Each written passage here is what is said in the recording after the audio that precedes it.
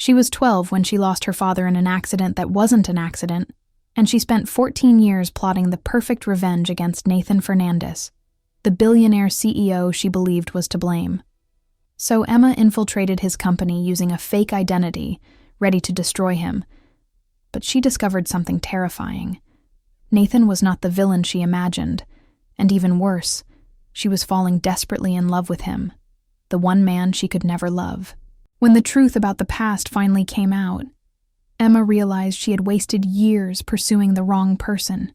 Now torn between her oath of vengeance and an impossible love, she must choose between justice and happiness, between honoring the dead and living for the living. This is the story of how she swore revenge, but fell for the one man she couldn't love. A devastating journey of hatred, redemption, and the courage to start over.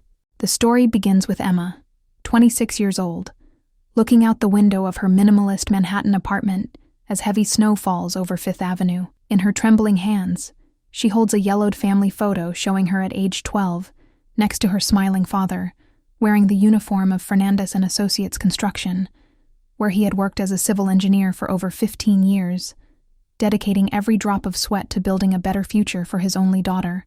He had raised her alone since his wife died from postpartum complications, leaving him devastated, but determined to be both father and mother. In that time-faded photo, you could still see in her eyes the innocence of someone who believed the world was fair and that good people were rewarded. But all that collapsed like a house of cards on an August afternoon in 2012 when she received the call that would change her life forever, saying her father had suffered a fatal accident at the construction site of the corporate complex the company was erecting in downtown Brooklyn. For months, she believed the official version of structural failure and her father's own negligence, until an old colleague of his showed up drunk on her doorstep on a rainy night similar to this one, bringing documents that proved the real cause of the accident was the use of cheap materials and out-of-spec technical details personally approved by Nathan Fernandez, the son of the construction company owner who had taken over operations 2 years earlier and was systematically cutting costs to embezzle funds while forging quality reports. Emma's father discovered the scheme days before the accident and even sent an email to the board reporting the irregularities.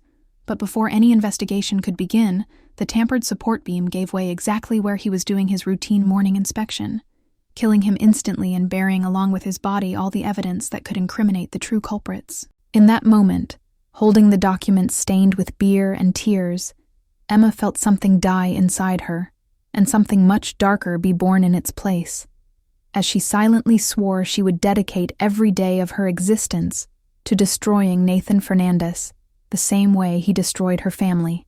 Over the next 14 years, she meticulously built her revenge, studying business administration at NYU on a full scholarship while working during the day and studying at night, graduating with honors, and later earning an MBA in strategic management.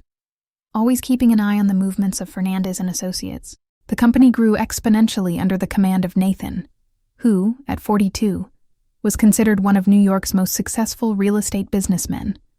With his photo plastered in Forbes and Bloomberg Businessweek, talking about innovation and social responsibility, while Emma filed away every article as fuel for the rage that kept her alive.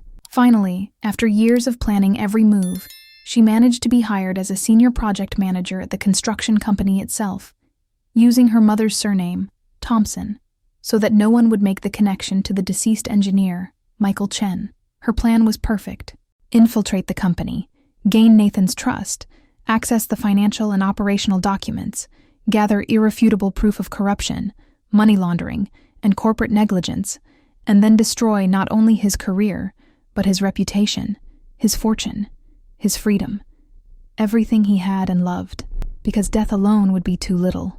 She wanted him to suffer day after day, as she had suffered, watching everything collapse around her without being able to stop it.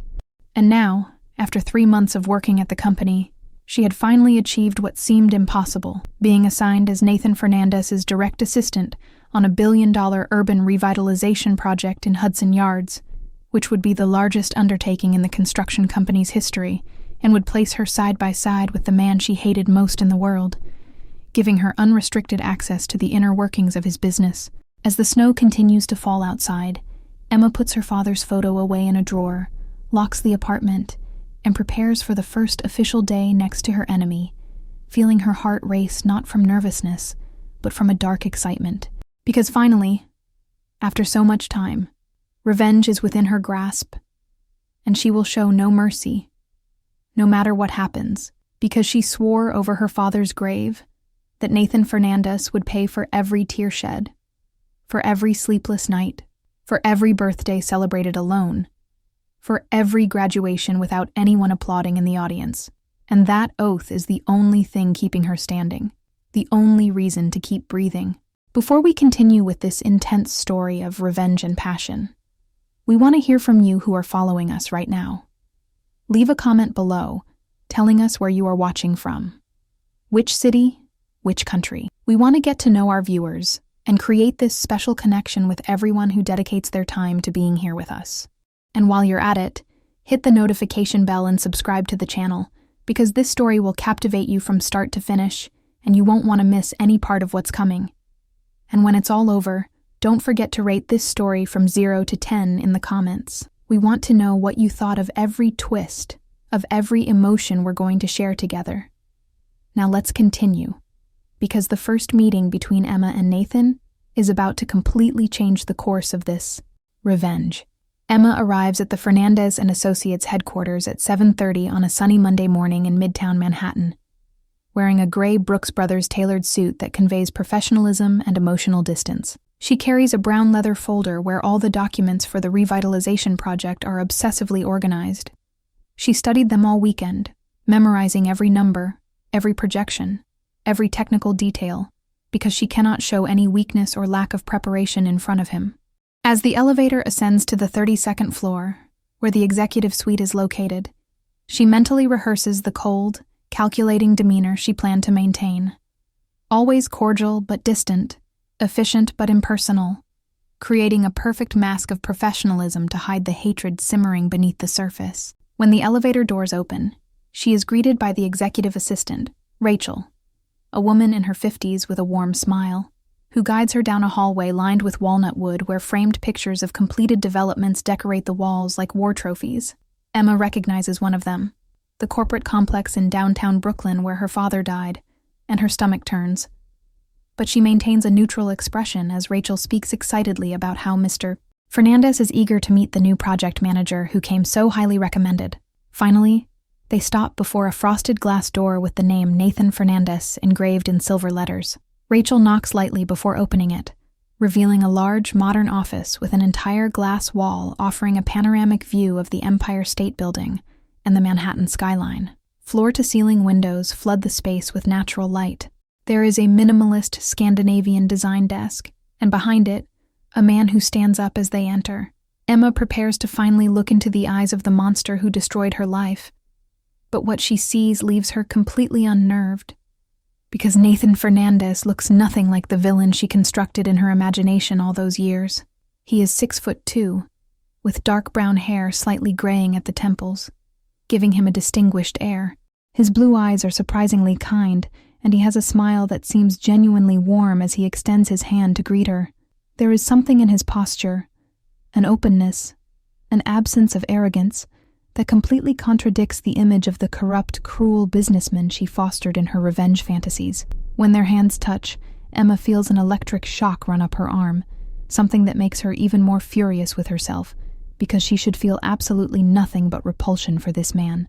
Nathan speaks in a deep, pleasant voice, saying it is a pleasure to finally meet her, that he has heard wonderful things about her work in the residential projects division, and that he is confident they will make a great partnership on this important endeavor for the future of the company. Emma replies with rehearsed phrases about being honored by the opportunity and committed to excellence. But inside, she is confused because none of this was in the script. She expected to find an arrogant, overbearing man, someone who would make the hatred easy. But instead, she is faced with someone who seems genuinely interested in hearing her when they begin discussing the project details. Nathan demonstrates impressive technical knowledge, asking intelligent questions, considering aspects of green building and the community impact of the development, talking about how important it is that the revitalization benefit not only the investors, but also the local residents of Hell's Kitchen, who will be affected by the construction.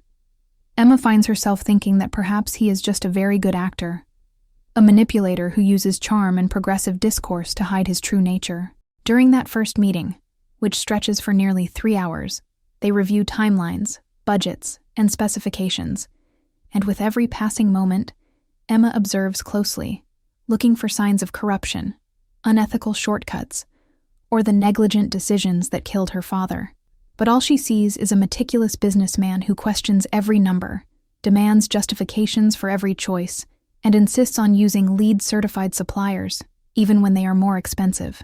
At one point, when she subtly suggests they could save money by using an alternative material in a specific area, Nathan immediately refuses, saying they will never compromise safety or structural integrity for savings, that this has been an unnegotiable company principle since he took over the directorship 10 years ago. Emma feels an even greater rage because how can he say that with such conviction when it was the exact opposite that caused her father's death? When the meeting ends and she returns to her new office a few floors below, Emma is more determined than ever, because she now understands that Nathan is not just a criminal.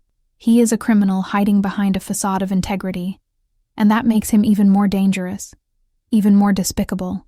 And she is going to expose that lie. She will tear off that mask and show the world who he really is, no matter how long it takes, no matter what it costs. Because revenge is not just deserved, it is mandatory. It is the only way to honor her father's memory and find some peace in this life that has become empty without him. But as she turns on her Dell computer and begins to work, Emma cannot get those blue eyes and that smile that seemed so sincere out of her head, and she hates herself for it. She hates herself for hesitating, even for a second, because hesitating is betraying the oath she made, and that is something she can never forgive herself for. The following weeks establish an intense routine where Emma and Nathan work side by side almost daily in meetings that start early and often extend past 8 in the evening, reviewing architectural plans, negotiating with contractors, and visiting the Hudson Yards site where the mixed-use complex, which will include luxury apartments, commercial spaces, green areas, and a community cultural center, will be built. And every day, Emma seeks opportunities to access compromising information, searching digital files when Nathan steps out for external meetings, paying close attention to phone conversations, and looking for inconsistencies between what he says publicly and what really happens behind the scenes at the company. But to her growing frustration, she finds nothing that fits the narrative she built for years. On the contrary, she discovers that Nathan has implemented rigorous compliance protocols, hired external auditors from Deloitte, established an anonymous whistleblower hotline for employees, and is personally involved in reviewing every operational aspect of the construction company. One day, when Emma finally gains access to the company's old files through the cloud storage system, searching for documents from the time of her father's accident, she discovers something that leaves her perplexed. A series of emails from 2011 where Nathan, then just 28 and recently appointed to the board, persistently questioned his father, James Fernandez, about the cost cuts being implemented, warning about safety risks, asking for a review of suppliers, and expressing concern about the pressure for deadlines that could compromise the quality of the work. There is even one particularly heated message where Nathan threatens to resign if the practices don't change, saying verbatim that he will not tolerate decisions that put lives at risk just to increase the profit margin. Emma reads that 3, 4, 5 times, trying to understand how it fits the puzzle, because the informant who brought the documents years ago, Steve Morrison, an ex-site supervisor, clearly said that it was Nathan who approved the cheap materials that caused the accident. But these emails suggest the exact opposite, and she begins to question if Morrison had all the facts, if perhaps he was protecting someone else. Maybe James Fernandez himself, who died of a heart attack 2 years after the accident, taking his secrets to the grave. Or if she herself, in the pain and despair of loss, had built a convenient villain without investigating more deeply. And this possibility terrifies her, because it would mean the last 14 years of her life were built on a lie, that the hatred that sustained her and defined every decision she made might have been directed at the wrong person. While she deals with this internal crisis, things become even more complicated, because Emma cannot deny that she is developing feelings for Nathan, not just professional respect for his competence, but a genuine attraction to the way he treats people with dignity and consideration, from the intern to the vice presidents. for the passion with which he talks about sustainable architecture and social impact, for the way his eyes light up when they discuss creative solutions to complex projects. And there are small but significant moments, like when he notices she skipped lunch because she was focused on a report and orders Shake Shack delivery for both of them without making a fuss, or when he sincerely praises one of her ideas in a meeting with Goldman Sachs investors, giving her public credit, or when he shares stories about his own life, revealing that he also lost someone important, his mother, Catherine, to ovarian cancer 5 years ago, and that it changed his perspective on what truly matters in the end. Emma finds herself looking forward to their meetings, choosing her clothes more carefully in the mornings, feeling butterflies in her stomach when she sees his name appear on her iPhone screen, and at the same time, hating herself deeply for every one of those feelings, because how can she be falling for the man she swore to destroy, the enemy she swore to hate until the end of her life?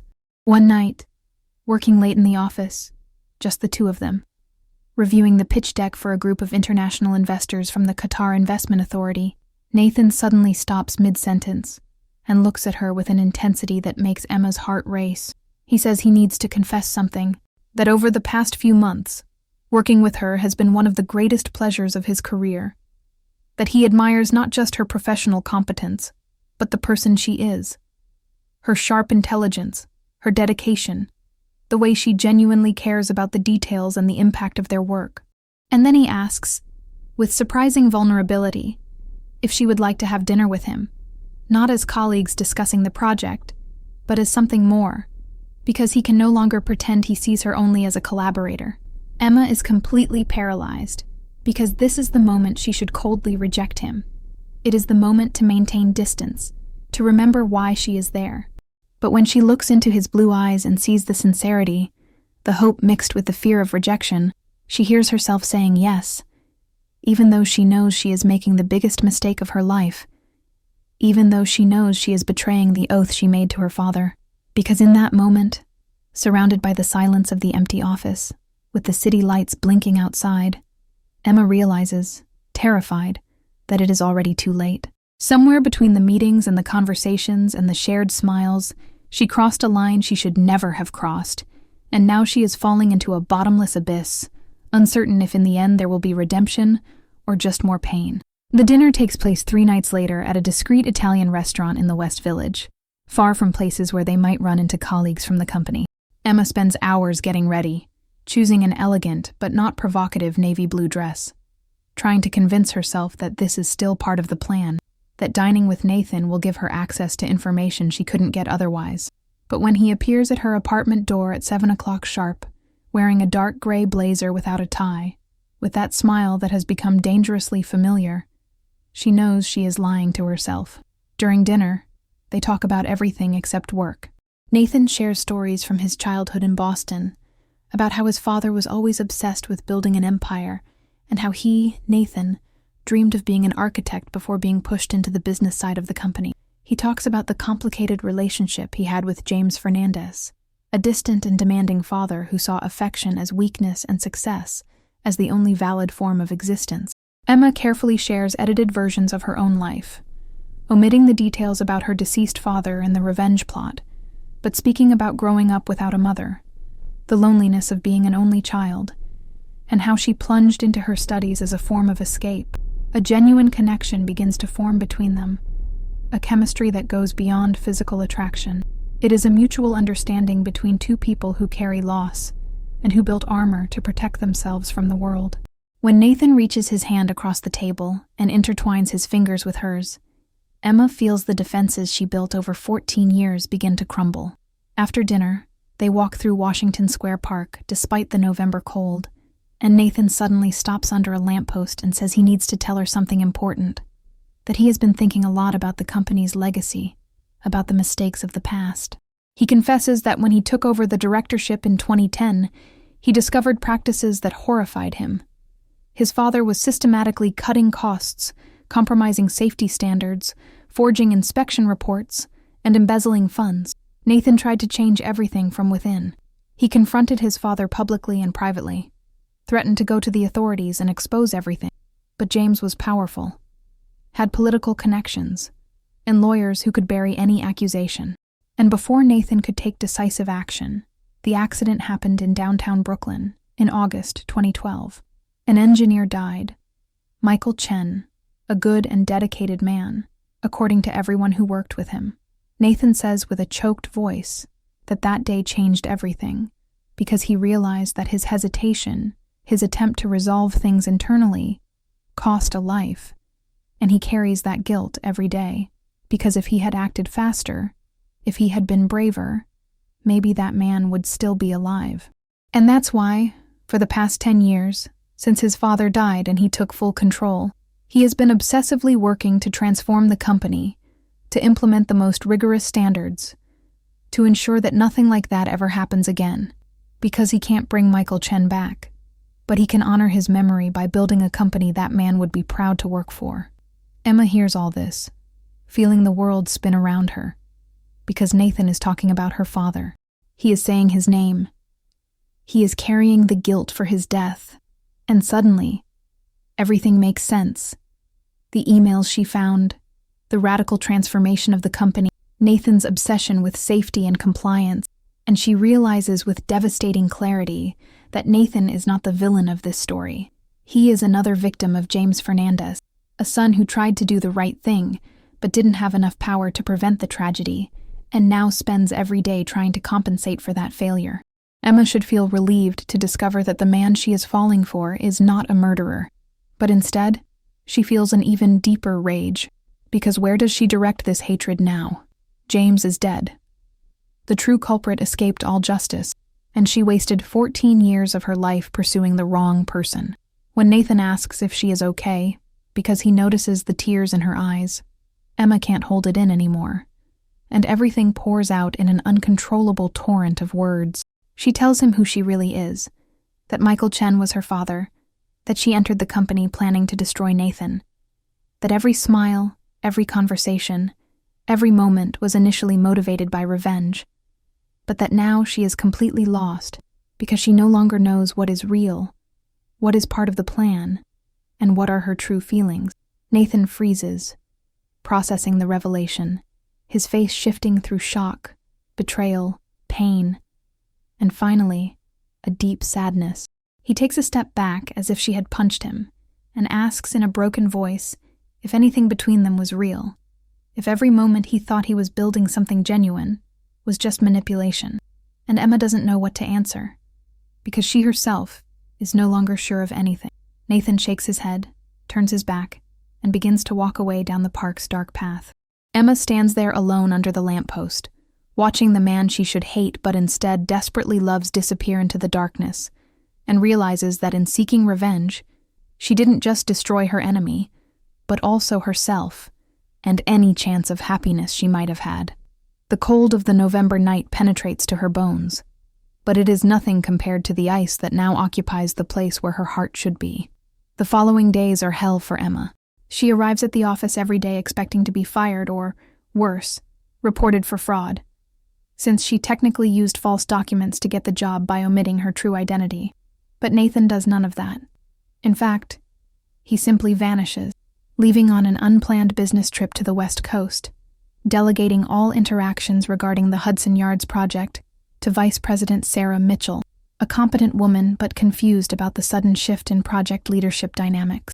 Emma tries to focus on work, immersing herself in numbers and timelines as she always did when she needed to escape emotion.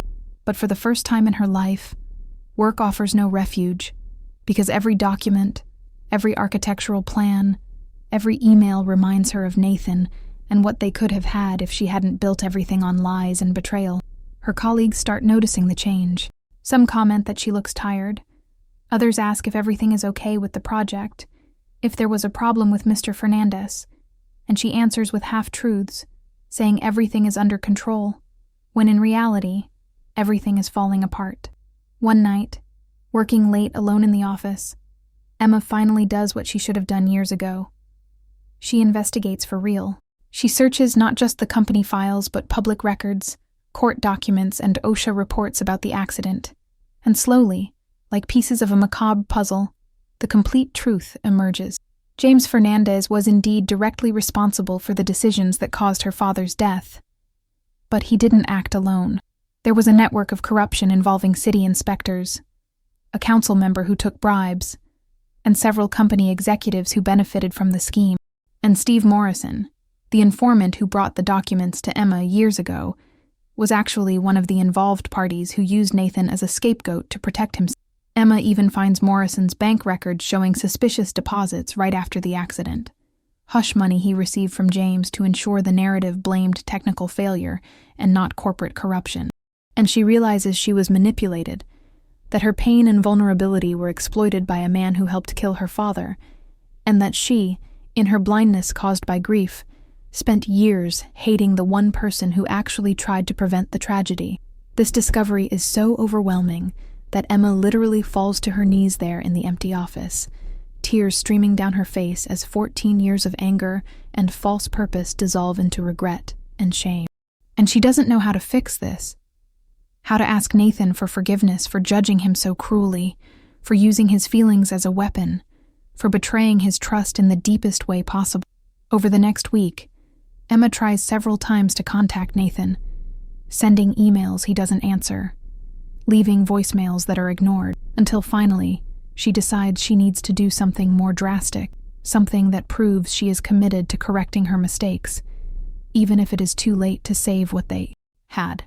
She begins compiling all the evidence about the corruption scheme, organizing documents, preparing a detailed timeline of events, identifying everyone involved, including Morrison and the city official. And then she does something she knows could destroy her own career. She schedules a meeting with the Brooklyn district attorney and hands over everything. She explains her own involvement in the investigation, admits she used a false identity to enter Fernandez and Associates, and offers to testify about everything she discovered, knowing she may face legal consequences for her own actions, but no longer caring, because some things are more important than self-preservation. And justice for her father and for Nathan is one of them. The DA, a woman named Jennifer Rodriguez, is impressed by the meticulousness of Emma's investigation and promises to open an official case. And when Emma leaves that office in downtown Brooklyn, she feels strangely light for the first time in years, as if a weight she had carried since age 12 had finally been lifted from her shoulders. She returns to her Manhattan apartment and begins to write a letter to Nathan, a long, honest letter where she explains everything, her motivations, her fears, how the pain of loss turned a normal girl into someone consumed by revenge, and how meeting him changed everything, how he made her remember that there was still goodness in the world, that not everyone was corrupt or cruel, that it was possible to build something instead of just destroy. She writes that she understands if he can never forgive her, that she doesn't expect a second chance, but that he deserves to know that every feeling she developed in recent weeks was real, that somewhere between the lies and the manipulation, something genuine blossomed, and that she loves him truly and irrevocably, even knowing that it is probably too late for it to matter. Emma seals the letter in an envelope, personally delivers it to the reception desk at Fernandez and Associates, and then returns home to wait, unsure if Nathan will read it or simply throw it away unopened. Unsure if the truth she finally found the courage to tell will be enough to start fixing the damage she caused. 3 days after delivering the letter, Emma is in her apartment on a Friday night, eating Chinese takeout straight from the container and distractedly watching a documentary on Netflix when the doorbell rings. When she opens the door, her heart stops, because Nathan is standing there in the hallway, the crumpled letter in his hand, and an unreadable expression on his face. He asks if he can come in, and Emma tremulously nods. Yes. They stand there in her small but cozy living room, and Nathan finally speaks, saying he read the letter at least 20 times, that he has been furious, confused, and hurt, but that he also understands why someone who lost their father so young and so unjustly would act the way she did. He confesses that he researched everything about Michael Chen over the past few weeks, read the company's old reports and the emails her father sent before he died, and he hates himself for not having had the courage to go against his own father more aggressively back then. He was only 28 and terrified of the consequences, but that's no excuse. A life was lost, and he carries that responsibility, even if indirectly. Then Nathan asks Emma what she wants now, if she is still seeking revenge, if everything between them was truly just a strategy. Emma answers with absolute honesty that she doesn't know what she wants in terms of the future. But she knows what she feels right now, in this moment, that when she looks at him, she sees not the son of the man who destroyed her family, but a good man who carries his own scars, and who tries every day to be better than his father was. And she says she loves him, even though she shouldn't, even though it's complicated and confusing, and probably a terrible idea. Nathan is silent for a long moment, and then he closes the distance between them and kisses her with the desperate intensity of someone grabbing onto something they know they might lose at any moment. Emma responds, putting all her repressed feelings, all the unsaid words, all the regret and hope into that kiss. When they finally pull apart, Nathan rests his forehead against hers and whispers that they cannot simply pretend nothing happened, that there is too much pain and too much history between them. Maybe, just maybe, they can try to build something new upon the ruins of the past if they are both willing to be completely honest moving forward. No more secrets, no more masks. Emma agrees, knowing it won't be easy, that there are deep wounds that need time to heal. But for the first time in 14 years, she feels real hope. Not the false hope fueled by revenge, but the genuine possibility of a future where she can be happy. That night, they talk until dawn, sitting on her worn sofa, sharing real stories. Nathan talks about how he always felt inadequate in his father's eyes, about the constant pressure to be ruthless in business, about how his mother, Catherine's death, made him question everything about priorities and legacy. And Emma finally allows him to see the scared girl behind the armor, the child who lost both parents in different ways, and who spent her entire adult life chasing ghosts instead of building a real life. There's something deeply cathartic in this mutual vulnerability, this choice to be emotionally naked before someone who has every reason to use that information as a weapon, but chooses not to. When the sun begins to rise over Manhattan, painting the sky pink and gold, Nathan asks if Emma would like to have breakfast with him and start over, not forgetting the past, because that would be impossible, but actively choosing not to allow the past to define their future. Emma says yes with a genuine smile, the first in a long time. But their peace is brutally interrupted the following Monday when Emma arrives at the office and is immediately summoned to an emergency meeting in the main conference room. When she enters, she finds Nathan sitting at the head of the table with a grim expression.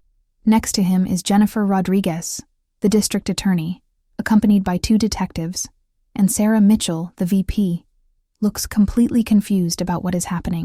Rodriguez explains that based on the evidence provided by Emma, they obtained search warrants and began a formal investigation into corruption related to the 2012 accident. And in the past 72 hours, they discovered something no one expected. Steve Morrison, the ex-site supervisor who provided the initial documents to Emma years ago, was not only involved in the original corruption scheme, but continued his criminal activities, and is currently embezzling funds from Fernandez and Associates through a shell company and overbilling materials on several active construction sites, including the Hudson Yards project. Emma feels her blood run cold because this means the project she and Nathan have been obsessively working on is compromised, that there are potential failures in the supply chain that could compromise structural safety, exactly as happened 14 years ago. Nathan is visibly shaken because he realizes that while he was so focused on changing the company culture and implementing new protocols, Morrison was operating in the shadows, using his knowledge of the old systems to continue the same type of fraud that killed Michael Chen. Rodriguez informs them that Morrison was arrested the morning before and is currently being interrogated, but that they need the total cooperation of Fernandez and Associates to map the extent of the damage, identify all compromised materials, and determine if any current structures pose a safety risk. In the following hours, the office turns into a controlled chaos, with teams of forensic auditors, structural engineers, and lawyers combing through every document, every invoice, every inspection report related to the projects supervised by Morrison over the past 5 years. Emma works side by side with Nathan, coordinating the internal investigation, and with every new discovery, the gravity of the situation becomes clearer. Morrison was not working alone. He had accomplices within the company, people James Fernandez had hired years ago who continued the corrupt practices even after his death, like cancerous cells that Nathan failed to fully identify and remove. Emma realizes with growing horror that if she hadn't turned over the evidence to the DA, If she had continued focusing only on her personal revenge against Nathan, another accident could have happened. Other lives could have been lost. And this revelation completely transforms her perspective on everything, because she understands now that real justice is not about personal vengeance or emotional satisfaction. It is about preventing further harm, about protecting innocent people, about fixing broken systems, even when it is painful and complicated. While working late into the night reviewing documents, Emma and Nathan develop a plan of action. First, completely evacuate and inspect the Hudson Yards project, using independent engineers to ensure there are no immediate safety risks. Second, cooperate fully with the criminal investigation, providing unrestricted access to all company records. Third, implement an even stricter compliance program with quarterly third-party audits. And fourth, and most controversial, Nathan decides to make the entire story public, to hold a press conference, admitting not only the current corruption, but also publicly acknowledging the mistakes of the past, including the accident that killed Michael Chen, and offering significant financial compensation to Emma, not as a bribe or settlement, but as recognition of what was stolen from her. Sarah Mitchell argues vehemently against this last part, saying it is corporate suicide, that shareholders will panic, that the company may not survive this kind of scandal. But Nathan is inflexible, saying that hiding mistakes and protecting the corporate reputation above all else is exactly what his father did, and look where that led. He would rather see the company sink doing the right thing than prosper built on lies and buried bodies.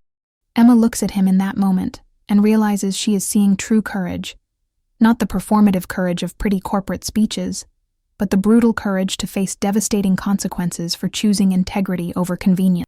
She stands up and says she is with Nathan, that she will publicly testify about everything her father discovered, about her own infiltration into the company, about what she found, and that if Fernandez and Associates is going to sink because of the truth, then at least it will sink with dignity, instead of continuing to float on corpses and secret.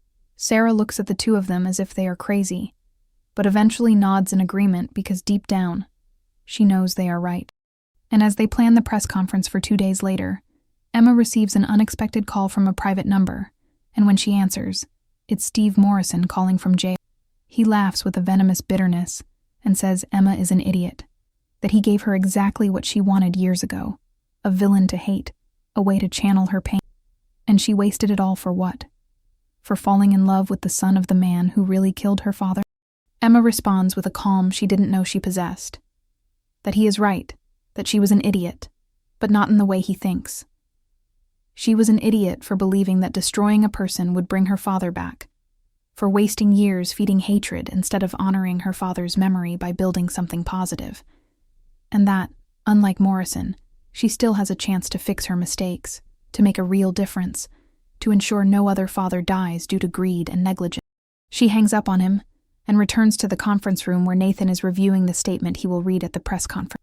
She sits down beside him, their shoulders lightly touching, and together they finalize the words that may destroy everything Nathan has built, but that will finally, perhaps, bring something neither of them has had for a long time: peace of mind and the possibility of a future not haunted by the sins of the past. The press conference takes place on a rainy Wednesday in December, in the lobby of the Fernandez and Associates headquarters. Temporarily transformed into a media space with cameras from all the major New York networks, NY1, CBS, NBC, ABC, and journalists from The Times, The Post, and The Wall Street Journal, all packed into the relatively small space because the company's press office had sent out an enigmatic release promising significant revelations about corporate operations, and speculative buzz already dominated the news cycle before the conference even began. Emma is backstage, her stomach churning, wearing a conservative black pantsuit, her hair pulled back in an impeccable bun, trying to look more confident than she feels. She knows that in a few minutes, her entire life will be exposed for public consumption. Every mistake, every lie, every questionable motivation. Nathan is beside her, also clearly nervous but determined. He takes her hand and squeezes it gently, whispering that there is still time to back out, that he can do this alone to spare her the exposure.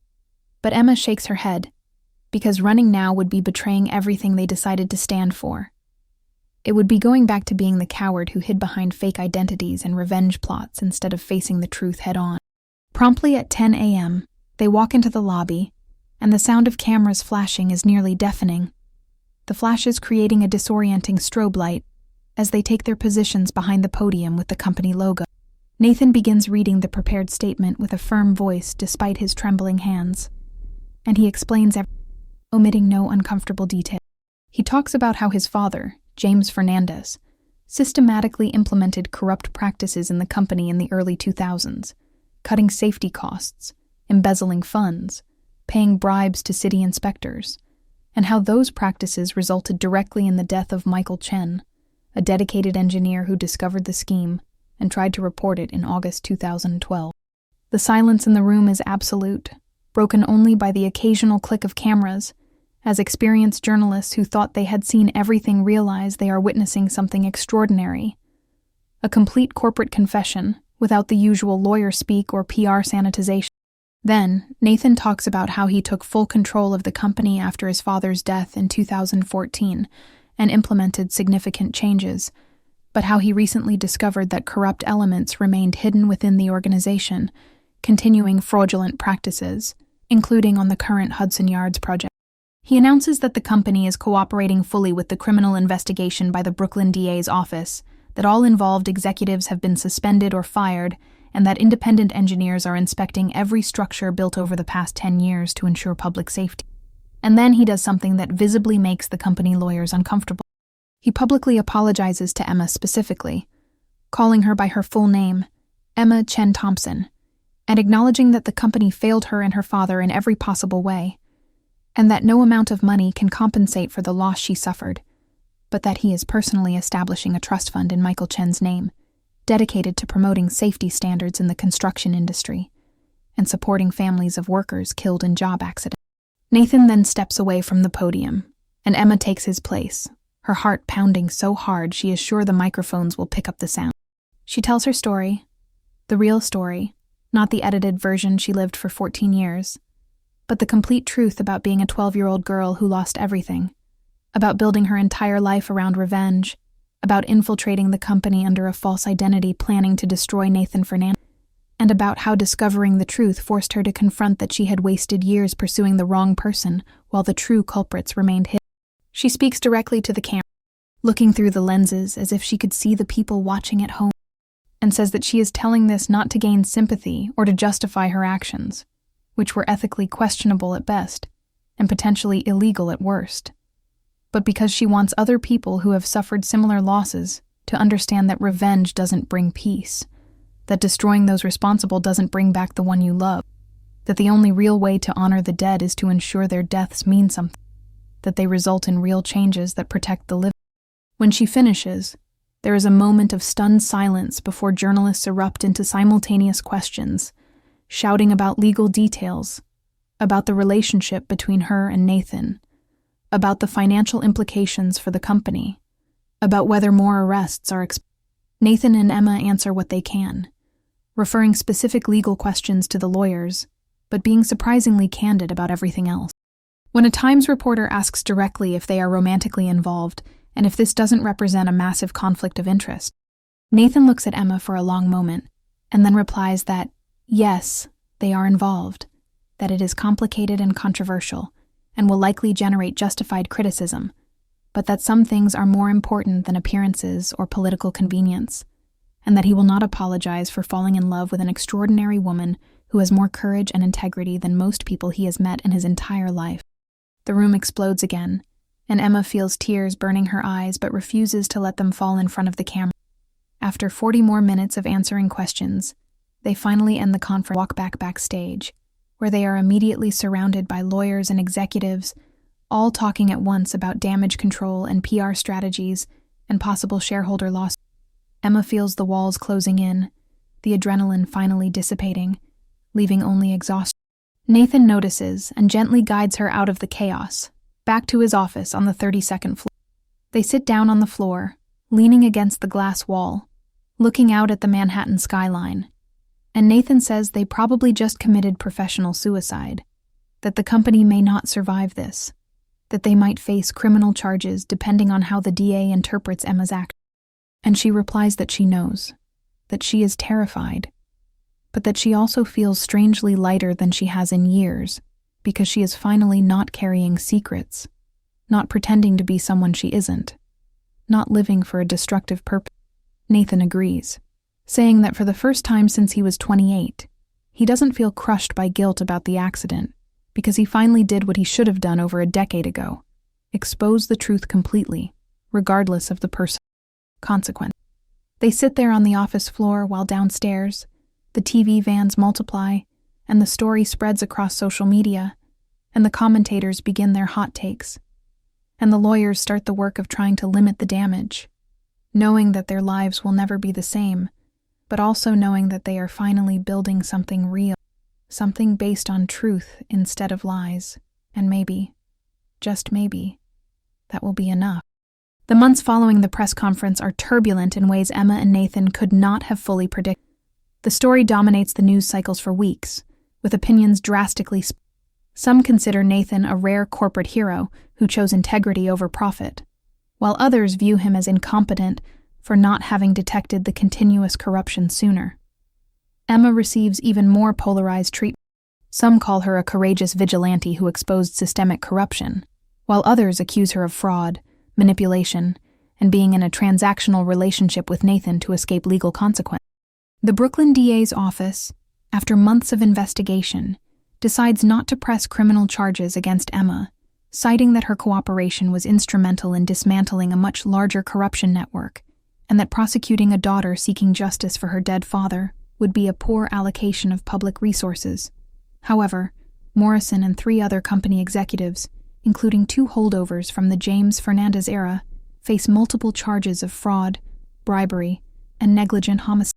Fernandez and Associates faces severe financial turmoil, with shares dropping 42% in the first week after the revelation, several key investors withdrawing from the Hudson Yards project, and constant rumors that the company will be forced to declare bankruptcy. But Nathan refuses to give up.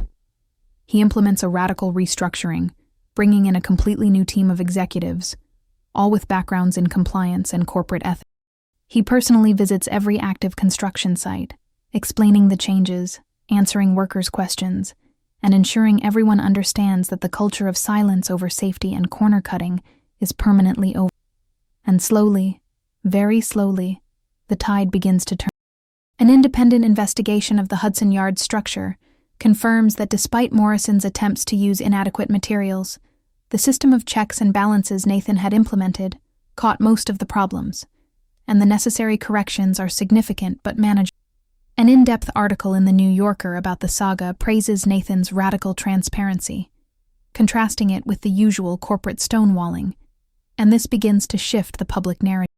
Gradually, new investors begin to show interest, not because of the profit margins, which are admittedly lower than competitors due to the rigorous standards, but because of the opportunity to invest in a company that has proven its commitment to ethical practices, even when it costs financial. Emma faces her own journey of reconstruction. She formally resigns from Fernandez and Associates, not because Nathan asked, but because they agree that for the relationship to have any chance of being viewed as legitimate, they need a clear professional separation. She spends months in weekly therapy, finally confronting not just the trauma of losing her father, but all the years she wasted feeding hatred, all the normal experiences of young adulthood she skipped because she was obsessed with revenge, all the relationships she sabotaged because she couldn't trust anyone. And slowly, painfully, she begins to forgive herself. She begins to understand that she was a traumatized child doing the best she could with inadequate emotional tools, and that while her choices were questionable, her motivations were understandable and human. With the help of her therapist, Dr. Susan Walsh, she begins to reimagine her life, not as a revenge story that finally ended, but as a story of justice and redemption that is still being written. She decides to use her experience constructively, starting a nonprofit called the Building Safety Alliance, dedicated to advocating for stronger regulations in the construction industry, supporting families of work accident victims, and exposing companies that cut safety corners. The work is challenging, often frustrating, but for the first time, Emma feels she is honoring her father's memory in a way he would truly approve of, not through destruction, but through active construction of a safe world.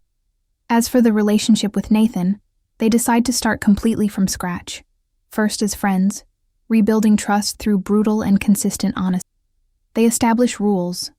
No secrets, no matter how uncomfortable. No emotional protectionism. No assuming they know what the other is thinking or feeling. Clear communication always. And it is difficult, because both have deeply ingrained patterns of self-protection. Both are used to carrying burdens alone. But they work on it consciously, intentionally, and 6 months after the press conference, they have their first real official date. Not as colleagues, not as co-conspirators, but as two people trying to find out if they can build something healthy together. Emma discovers that knowing Nathan without the shadow of revenge, without the guilt of manipulation, is completely different. She sees not just the ethical CEO, but the man who cries watching emotional movies, who is terribly bad at cooking but tries anyway, who has a deep insecurity about never being good enough because he spent his childhood trying to gain approval from an emotionally unavailable father. And Nathan discovers layers of Emma that she never showed when she was pretending to be someone else. The sarcastic sense of humor, the passion for jazz music she inherited from her father, the fact that she cries laughing, watching bad stand-up comedy, the secret dream of someday writing a book about her experience. 1 year after the fateful press conference, they are having dinner at a small Thai restaurant on the Lower East Side. Nothing fancy, just the type of neighborhood place they have grown to love. Nathan suddenly gets serious and says he has something important to ask. Emma feels her heart race because she recognizes that expression. He doesn't get down on one knee because both agreed that public grand gestures are not their style, but he takes her hand across the table, between the plates of pad thai and green curry, and says that the last year has been the hardest and most transformative of his life. He lost a lot. His reputation, part of the company, the illusion that he could control narratives. But he gained something infinitely more valuable. He gained Emma, the real person, not the character she was playing. And he gained a version of himself that he actually respected, someone who finally made the right choices, even when they were devastatingly difficult. And he asks if she would be willing to continue this journey with him, officially, permanently, because he cannot imagine his future without her in it. Emma feels tears streaming down her face, but now she lets them, because she is no longer afraid of being vulnerable, no longer afraid that feelings are weaknesses that can be expressed. And she says yes. She says he saved her, not in the way that rescue narratives usually work, where the man saves the damsel in distress, but in the much more real way where knowing him forced her to confront who she had become and actively choose to become someone better. And she says she wants to build a life with him, not despite all the pain and complication, but in a way, because they understand each other in ways most couples will never need to understand. They know darkness and chose light. They know revenge and chose forgiveness. They know hatred and chose love. And this is not a choice they make once. It is a choice they will have to make repeatedly, every day for the rest of their lives. But now, Emma finally believes it is a choice worth making. As the small restaurant continues its buzz around them, waiters circulating, other couples laughing, children at a nearby table clanking their chopsticks, Emma and Nathan sit there with their hands intertwined, and for the first time in their adult lives, both feel something they had forgotten was real hope. Not the naive hope that everything will be easy or perfect, but the mature hope that even when things are difficult and imperfect, it is possible to build something meaningful, something that honors both the people they lost and the people they became. And this story, which began with an oath of revenge made by a 12-year-old girl broken by grief, ends with a different made by a 27-year-old woman who finally learned that the opposite of hatred is not simply the absence of hatred, but the active choice of love, forgiveness, and the construction of a future that honors the past without being imprisoned by it.